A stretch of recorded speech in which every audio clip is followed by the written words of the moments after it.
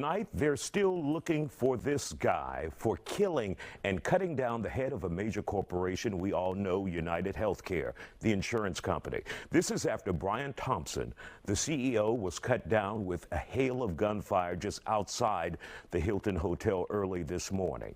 My next guest, security expert Greg Dupree, is also following this investigation. Your thoughts on this?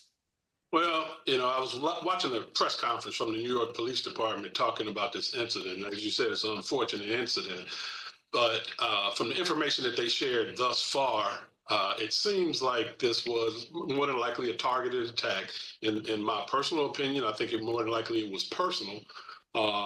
In the fact that the assailant shot the victim 5 times, the number of shots and where he shot he shot him in the back 5 times, and then he took off running. And, if this, in my experience, if this had been a more or less a professional hit, it would have been done more execution style, and they might not even done it, waited until he was out in public to do it. But this person obviously wanted to send a message in the way he did it.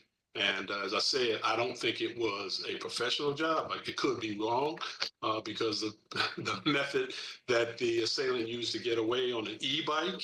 It was an odd method to use, but it was effective because he wasn't apprehended. But I think pretty much shortly he will be apprehended because New York is only second to London in the number of surveillance cameras that they have placed throughout the city, and particularly in that area. And he retreated into Central Park. He made some mistakes. He left behind some shell casings. And when he got to Central Park, he also dropped some live shells as well. So it was pretty sloppy on his behalf. And I hope that his sloppiness will lead to his quick arrest. Now, it's our understanding that he had on a black ski mask, which would make cameras difficult. So how could cameras help with that unless a camera spots him taking it off at some point from the dark clothes? And that's true, Isaiah. But the thing is, he had to come there sometime, and they can roll those cameras back before the incident and hopefully get some information, or I'd be able to identify him before he even puts the mask on. I doubt very seriously if this is going to be a flawless hit. So I guarantee you he's made some mistakes along the way. It's just unfortunate that he did get away. And Thompson's wife, the CEO who was killed, his wife said that they had received some threats. Exactly.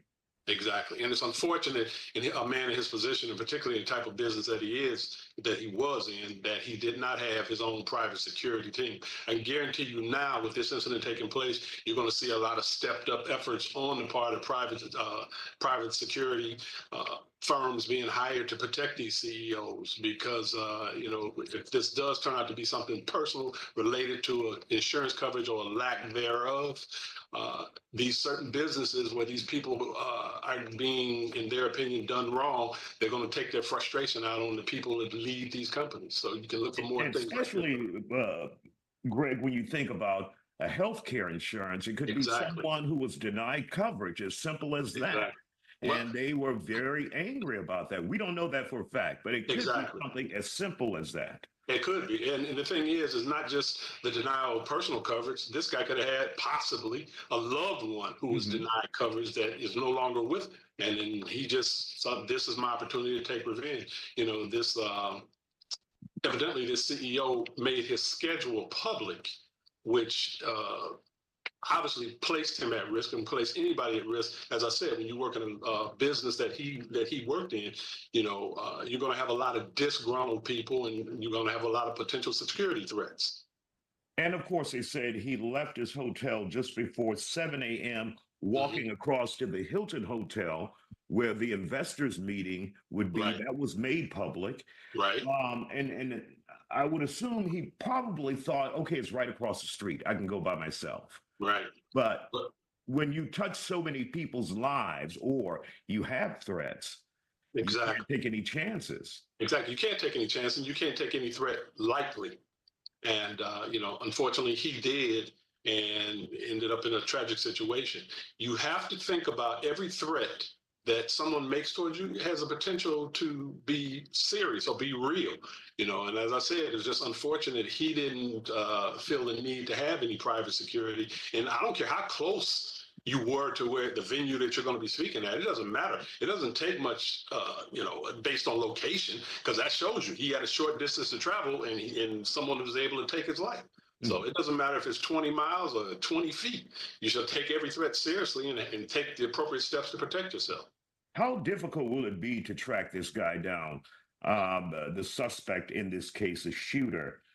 Do you think it'll be tonight or maybe tomorrow, or it may take a few weeks? I wouldn't even begin to speculate. As I said, hopefully they can catch him. He's made some mistakes, and obviously the New York Police Department isn't sharing everything they know. Right. They want people to come forth and, see if they have some additional information that the police don't have. But as I said, there'll be surveillance cameras. This guy's made some mistakes. And as I said, he did some things sloppily, and hopefully it will lead to his arrest. In situations generally like this, if it's not a professional hit, they usually apprehend the suspect in a very short time.